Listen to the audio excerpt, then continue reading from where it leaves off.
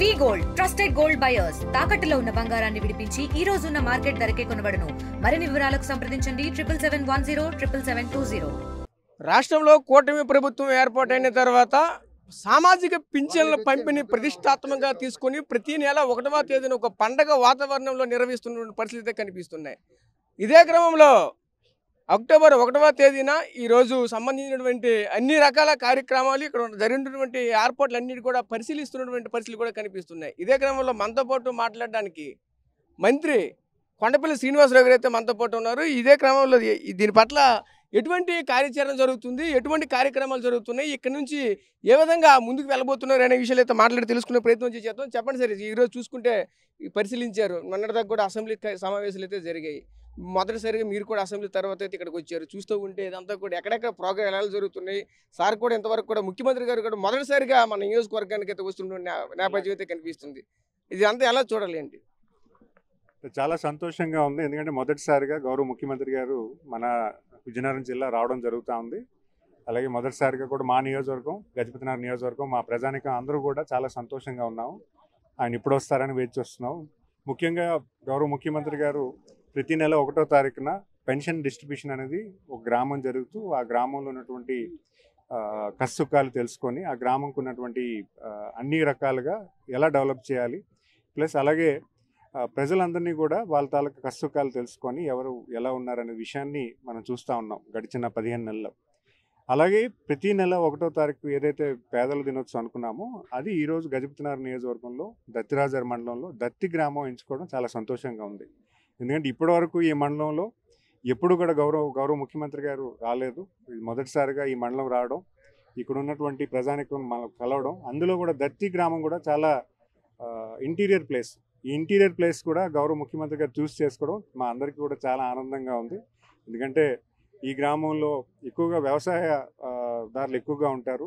వ్యవసాయం చేసుకొని, ఎందుకంటే గౌరవ ముఖ్యమంత్రి గారికి రైతు కుటుంబాలంటే చాలా అభిమానం. మరి ఈరోజు ఈ రైతు వారి గ్రామం ఇదంతా కూడా, అలాగే ఇక్కడ చదువుకున్న వాళ్ళు కూడా ఉన్నారు. సో ఈ ప్రోగ్రాం ఇక్కడ పెట్టడం చాలా ఆనందంగా ఉంది. ముఖ్యంగా గౌరవ ముఖ్యమంత్రి గారు మన వేదికకు వచ్చి, ప్రజావేదిక దగ్గరకు వచ్చి ప్రజలను ఉద్దేశించి మాట్లాడిన తర్వాత ఇక్కడ ఉన్నటువంటి పెన్షన్ డిస్ట్రిబ్యూషన్ ప్రోగ్రామ్ అటెండ్ అవ్వడం జరుగుతుంది. తర్వాత మా గజపతినగరం నియోజకవర్గం అలాగే మా నాయకులకి సెపరేట్గా ఒక మీటింగ్ పెట్టడం జరిగింది. ఎందుకంటే ఆ మీటింగ్ సెపరేట్గా పెట్టుకొని ఇక్కడ ప్రజలను ఉద్దేశించి మాట్లాడతారు. అక్కడ పార్టీ ఈవెంట్గా అక్కడ పార్టీని ఉద్దేశించి మాట్లాడే పరిస్థితి ఉంటుంది. సో ఈ రెండు కూడా ఇక్కడ జరగడం మా అందరికీ కూడా చాలా ఆనందంగా ఉన్న విషయం తెలియజేసుకుంటాను. రేపు ఎంత టైంకి వస్తారు, ఎంత టైంకి వెళ్తారు, షెడ్యూల్ ఏంటి, ఎలా ఇదంతా కూడా ముందుకు వెళ్తారు? షెడ్యూల్ వివరాలన్నీ కూడా మేము తెలియజేస్తాము. ఇప్పుడైతే మాకున్న సమాచారం ప్రకారం 11 గంటలకు వస్తారు. 11 గంటలకు వచ్చి సుమారు 3 వరకు కూడా ఈ కార్యక్రమం జరుగుతుందని అనుకుంటున్నాం. ఇప్పుడే మీరు చెప్పారు మన ప్రాంతం అంతా కూడా రైతు ఆధారితమే ఎక్కువ కుటుంబాలు అయితే ఎక్కువ ఉన్నాయి. ఎప్పటి నుంచో ఉన్నటువంటి ఏదైతే తోటపల్లి సంబంధించిన కాలువ ఈ ప్రాంతం గుండా అయితే వెళ్తుంది. కానీ అక్కడ ఉన్నటువంటి ప్రజలకి ఒక్క చుక్క కూడా అందలేనటువంటి పరిస్థితి చూస్తే ఆ కాలువలు కూడా ఎక్కడవక్కడ అలా ఉండిపోయినటువంటి పరిస్థితి. మీ ఏఎంలో అవుతుందని చెప్పేసి ఇక్కడ ఉన్న రైతులంతా కూడా 1000 కళ్ళతో ఎదురు చూస్తున్న పరిస్థితి కనిపిస్తున్నాయి. దాని పట్ల ఈ నేరుగా రాష్ట్ర ముఖ్యమంత్రి ఈ ప్రాంతానికి సందర్శిస్తున్నారు. ఈరోజు ఆ కార్యాచరణ పట్ల ఎటువంటి అభిప్రాయాలతో ముందుకు వెళ్ళాలనుకుంటారు, ఏ విధంగా ఆయనతో మాట్లాడాలనుకుంటున్నారు? ఖచ్చితంగా ఈరోజు మనం రీసెంట్గా నెల రోజుల క్రితం ఉత్తరాంధ్ర ఇరిగేషన్ ప్రాజెక్ట్స్ రివ్యూలో కూడా ముఖ్యంగా గౌరవ ముఖ్యమంత్రి గారు ఉన్నటువంటి ప్రాజెక్ట్స్ అన్నీ కూడా వేగవంతం చేసి 2 సంవత్సరాల్లో కంప్లీట్ చేయమని చెప్పడం జరిగింది. సుమారు ఈ డిపార్ట్మెంట్ వాళ్ళు కూడా 1400 కోట్ల రూపాయల బడ్జెట్ ఇవ్వడం జరిగింది. అందులో భాగంగానే తోటపల్లి రైట్ కెనాల్ కానీ, గజపతినగరం కెనాల్ కానీ ఈ 2 కూడా కంప్లీట్ చేయడానికి అందులో పెట్టడం జరిగింది. అంతేకాకుండా తారక రామ ప్రాజెక్ట్ ఏదైతే మన నెల్లిమర్లో ఎప్పటి నుంచో ఉన్నటువంటి పెండింగ్ ప్రాజెక్ట్ కూడా పూర్తి స్థాయిలో 2 సంవత్సరాల వ్యవధిలో కంప్లీట్ చేయమని ఆదేశాలు ఇవ్వడం కూడా జరిగింది. అసెంబ్లీలో కూడా దాన్ని ప్రస్తావించి మనం ఉత్తరాంధ్రకి మనం ఉన్నటువంటి ప్రాజెక్ట్స్ని ఫస్ట్ ఫుల్ఫిల్ చేయాలి, ప్యారలల్గా ఉత్తరాంధ్ర సుధల స్రవంతిని కూడా కంప్లీట్ చేసుకోవాలన్న విషయాన్ని కూడా మనందరికీ తెలియజేయడం జరిగింది. అంతేకాకుండా మరీ ముఖ్యంగా మా మండలానికి, ఈ దత్తిరాజర్ మండలానికి, గజపతినగరం మండలానికి, అటు మెరకముడిదా మండలానికి, బాడంగి మండలానికి ముఖ్యమైనటువంటి మన సారవగడ్డ రిజర్వాయర్ మినీ ఇరిగేషన్ ప్రాజెక్ట్ ఏదైతే ఉందో దాని గురించి కూడా మేము ఒక అప్రూవల్ వేసి ఎస్టిమేట్ వేసి గౌరవ ముఖ్యమంత్రి గారి దృష్టిలో పెట్టాము. అది కూడా ఒక మంచి న్యూస్ వస్తే మాకు అందరికి కూడా ఆనందంగా ఉంది. ఎందుకంటే చిన్న ప్రాజెక్ట్స్లో కూడా ప్రజలకి హర్షించే విధంగా ఇవన్నీ జరుగుతాయనే విషయాన్ని కూడా మేము తెలియజేశాము. అది కూడా మంచి పాజిటివ్ వైబ్ అనేది ఉంటుందని భావిస్తున్నాను. అంటే చంద్రబాబు నాయుడు గారు ముఖ్యమంత్రి అయితే యువతకి ఉద్యోగాలు వస్తాయని అందరూ కూడా ఎంతో ఆశపడ్డారు. దీనిలో భాగంగా డిఎస్సి కూడా ఆ విధంగానే తీశారు. అదే విధంగా ఒక పండగ వాతావరణంలో అందరికీ కూడా ఉద్యోగాలు అయితే ఇవ్వడం అనేది జరిగింది. మిగతా వాళ్ళు కూడా ఇంకా ఎదురు చూస్తున్న పరిస్థితి కనిపిస్తుంది. ముఖ్యంగా మీరు కూడా ఈ నియోజకవర్గంలో ఎంతోమంది యువతకి రానున్న రోజుల్లో ఖచ్చితంగా మంచి భవిష్యత్తు కల్పిస్తామంటూ కూడా ఆ రోజు వచ్చారు. అదేవిధంగా అందరికంటే ఎక్కువగా మెజారిటీతో కూడా ఇక్కడికి మీరు గెలిపోతున్న పరిస్థితి కనిపించింది. వాళ్ళందరికీ కూడా ఈరోజు చూస్తే నేరుగా ఆయనే ఇక్కడికి వస్తున్నారు. ఏ విధంగా ఆయన ముందుకు ఇటువంటివన్నీ కోరికలు బోల్డ్ ఉన్నాయి, ఇవన్నీ ఏ విధంగా ముందుకు తీసుకెళ్తే ఏం చెప్తారు? ఖచ్చితంగా గౌరవ ముఖ్యమంత్రి గారి ఆలోచన అయితే మాత్రం ఎంప్లాయ్మెంట్ క్రియేట్ చేయాలి.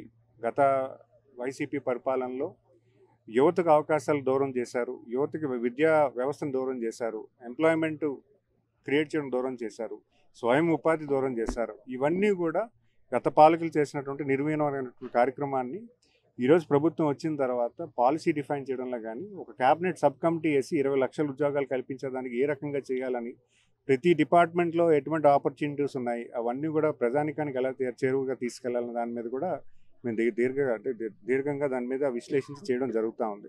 అయితే ఇప్పటి వరకు మనకున్నటువంటి ప్రభుత్వం ఉన్నటువంటి పరిస్థితుల్లో మనం ఒక కార్యాచరణ ఎలా చేయాలో ఒక రూట్ మ్యాప్ తయారు చేసుకున్నాం. భవిష్యత్ కాలంలో దాని ఆచరణకు ఏ రకంగా చేయాలి అంటే ఇక్కడ ప్రభుత్వం ఒకటే కాదు, కామన్ ఎడ్యుకేటెడ్ పీపుల్ కూడా మేము స్కిల్లింగ్ చేయించాలి. వాళ్ళని ఏదో ఒక చాలామంది ఇక్కడ ఏంటంటే ఇక్కడున్న వాళ్ళు ఇక్కడే ఆపర్చునిటీస్ క్రియేట్ చేయమంటున్నారు. అలాంటి ఆపర్చునిటీస్ ఎంఎస్ఎంఈ ద్వారా చేయాలనేది కూడా ఒక మంచి ప్రతిపాదన కూడా తీసుకెళ్తున్నాము. గౌరవ ముఖ్యమంత్రి గారు మొదటి ఆలోచన అయితే ఎంప్లాయ్మెంట్. ఎందుకంటే ఈరోజు సంక్షేమ కార్యక్రమాలు అన్నీ కూడా ఆయన అమలు చేశారు. ఏవైతే మాట ఇచ్చారో అవన్నీ కూడా అమలు చేయడం జరిగింది. ఇప్పుడున్నటువంటి పరిస్థితుల్లో నెక్స్ట్ మన డెవలప్మెంట్ ఎలా చేయాలి, యువతకి ఎంప్లాయ్మెంట్ ఎలా క్రియేట్ చేయాలి, ఉద్యోగాలు మనం అంటే మళ్ళీ ఎడ్యుకేషన్ సిస్టమ్ యువ నాయకులు నారా లోకేష్ గారు కూడా ఎడ్యుకేషన్ సిస్టమ్ ఎలా రివైవ్ చేయాలి, ఇండస్ట్రీకి పనికొచ్చినటువంటి ఎడ్యుకేషన్ ఎలా తయారు చేయాలి, చదువుకున్న వెంటనే ఇన్స్టిట్యూషన్స్ వచ్చి ఇక్కడ మన ఈ పలానా స్కూల్లో విద్యార్థులు చదువుకున్న వ్యక్తుల్ని మనం హైర్ చేసుకుంటే మనకి ఇండస్ట్రీకి పనికొస్తుంది అన్న ఒక ఆలోచన తీసుకొచ్చే విధానంగా ఈరోజు మా యువ నాయకులు లోకేష్ గారు చేస్తున్నారు. ఖచ్చితంగా ఒక మంచి పాజిటివ్ అయితే ముందుకు తీసుకెళ్తున్నాము. అయితే ఇంకా మన 15 నెలల్లో చేసినవి చెప్పుకోవడం జరిగింది, ఇంకా చేయాల్సిన చాలా ఉంది. ఎందుకంటే మనం రాష్ట్రం విడిపోయిన తర్వాత జరిగినటువంటి అన్యాయంలో మనం చాలా అభివృద్ధి మనకి లోబడి ఉంది. ఇప్పుడు ఆ అభివృద్ధి 14-19లో చాలా వరకు గౌరవ ముఖ్యమంత్రి గారు చేసిన అవన్నీ కూడా నిర్వీణం చేశారు గత పాలకులు. ఇప్పుడు మళ్ళీ రీఎస్టాబ్లిష్ చేసి మళ్ళీ దాన్ని వేగవంతం చేసి ఈరోజు మనం చూస్తున్నాం గౌరవ ముఖ్యమంత్రి గారు 75 సంవత్సరాలు ఉన్నటువంటి నిత్య యువకుడు ఆయన ఎంత కష్టపడుతున్నారంటే రేపు 20-30 తారీఖు ఢిల్లీ వెళ్తున్నారు, ఢిల్లీలో రోజంతా మాట్లాడుతున్నారు, రాత్రికి విజయవాడ వస్తున్నారు, మళ్ళీ 1వ తారీఖున ఇక్కడికి వచ్చి ప్రజలను ఉద్దేశించి మాట్లాడడం, కేడర్ను ఉద్దేశించి మాట్లాడడం, ఈ ప్రాంతాన్ని ఈ జిల్లాకి రివ్యూ చేసుకోవడం అంటే ఎంత కష్టతరమైనా కూడా ఆయన ఆనందంగా అలసట లేకుండా అంటే ఆలోచన శక్తితో మంచిగా పరిపాలన చేస్తున్నటువంటి నాయకుడు మన నాయకుడు చంద్రబాబు నాయుడు గారు. అలాంటి నాయకుడు మనందరూ అదృష్టవంతులు. ఆయన నాయకత్వంలో మేము కూడా పనిచేయడానికి చాలా గర్వంగా ఉంది. ఎందుకంటే మాకు కూడా ఏ రకంగా పనిచేస్తున్నారు, మీరు ఎలా పనిచేస్తున్నారు గైడెన్స్ ఇచ్చి ఒక మెకానిజం ఇచ్చి డిపార్ట్మెంట్తో అనుసంధానం చేసి మాకు పని చేయమని మాకు ముందుకు తీసుకెళ్తున్నారు. సో ఖచ్చితంగా ఈరోజు మేము చాలా ఆనందం వ్యక్తం చేస్తున్నాం. ఎందుకంటే దత్తిరాజారి మండలం రావడం, దత్తి గ్రామం రావడం, ఇక్కడున్న ప్రజలందరూ, మండలం నాయకులందరూ, మండలం ప్రజానికం అందరూ కూడా చాలా ఆనందం వ్యక్తపరుస్తున్నారనే విషయం తెలియజేస్తున్నారు. అంటే ఇంకోటి ముఖ్యంగా చూస్తే ఈ ప్రాంత వాసులు అంటే జిల్లా వాసులు అందరితో కలిసి ఈరోజు మొదటిసారిగా ముఖ్యమంత్రి అయిన తర్వాత పార్టీ క్యాడర్తో మమేకం అవుతున్నారు. ప్రధాన ఎజెండా ఏంటి, ఏ విధంగా ముందుకు వెళ్ళబోతున్నారు? అంటే ప్రతి నియోజకవర్గంకి వెళ్ళినప్పుడు కూడా క్యాడర్ మీటింగ్ పెట్టడం జరుగుతూ ఉంటుంది. క్యాడర్ తాలూకా ఉద్దేశించి మాట్లాడి క్యాడర్ తాలూకా కష్టసుఖాలు తెలుసుకోవడం, పార్టీ తాలూకా విధి విధానాలు చెప్పడం, ప్రభుత్వం తాలూకా ఆలోచన క్యాడర్ని ఎలాగ మనం మోటివేట్ చేసి వాళ్ళు కూడా ఇన్వాల్వ్ చేసి పని చేయించడం. ఎందుకంటే ఇవన్నీ కూడా క్యాడర్ ఇప్పుడు మాకున్నటువంటి బలం క్యాడర్, తెలుగుదేశం మొదటి నుంచి ఉన్నటువంటి బలం క్యాడర్, ఒక పటిష్టమైన క్యాడర్ ఉన్నారు. ఆ క్యాడర్ని ఒక వేదికగా క్రియేట్ చేసి, ఎందుకంటే ప్రజా వేదికలో ప్రజలను ఉద్దేశించి మాట్లాడతారు, అక్కడ క్యాడర్ను ఉద్దేశించి క్యాడర్తో మమేకమై మాట్లాడే పరిస్థితి ఉంటుంది. సో ఖచ్చితంగా వాళ్ళకి చైతన్యం పరిచాలి, వాళ్ళకి ఒక మాట ఆయన ద్వారా వినిపిస్తే బాగుంటుంది నాకు ఆలోచనతో ఒక క్యాడర్ మీటింగ్. అంటే క్యాడర్లో ఒక నిరుత్సాహం కనిపిస్తున్నది. ఎందుకంటే కూటమి పాలన అంటే 3 పార్టీలు కలిసి ఉండడంతో కొన్ని దగ్గరలో కొంతమందికి అంటే ఇప్పుడు జనసేన వాళ్ళకి పనులు లేకపోవడం కానీ, బీజేపీ వాళ్ళకి పనులు సక్రమంగా జరగకపోవడం కానీ, at the same time TDP వాళ్ళకి సక్రమంగా జరగకపోవడం జరుగుతుంది. అంటే పర్టికులర్గా విజయనగరం జిల్లాలో అలాంటి సమస్య లేదు. అందరూ కూడా సోదరీమణులుగా కలిసికట్టుగా ఉన్నాము. ప్రతి ఒక్కరి కష్టం కూడా మేము అందరూ కష్టపడి పని చేస్తున్నాము. ఏ మీటింగ్ అయినా కూడా కూటమి మీటింగ్ అయితే అందరూ కలిసికట్టుగా ఆలోచన చేస్తున్నాము.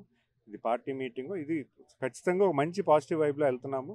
అలాంటి పరిస్థితి లేదని ఖచ్చితంగా చెప్పగలుగుతాను. Okay sir, thank you sir. So చూసాం కదా, ముఖ్యంగా చూసుకుంటే ఒకటే చెప్పుకొస్తున్న నేపథ్యం అయితే కనిపిస్తుంది.